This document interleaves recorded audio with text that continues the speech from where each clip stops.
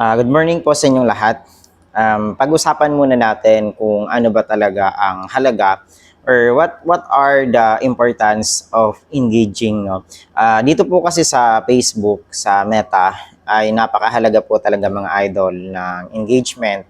Lalong-lalo na po sa mga na-monetize na. And syempre, for those naman na gusto pang ma-monetize, yung mga kasisimula pa lamang or yung tinatawag natin ng mga small content creator.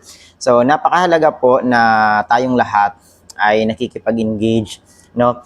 Individually sa comment section, like for example, nagko-comment tayo ng related doon po sa ipinost ng sinusuportahan natin na content creator.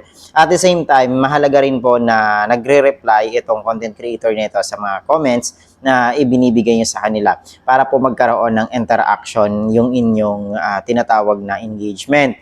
So mga idol, kung kayo po ay nagsisimula pa lamang sa mundo ni Meta or sa mundo ng vlogging, mahalaga po na makipag-engage po kayo. Hindi lamang po pwede or hindi lamang po na nag-i-scan-scan lang tayo, nagbo-browse tayo, or nanonood po tayo ng mga videos ng kung ano-ano pa man.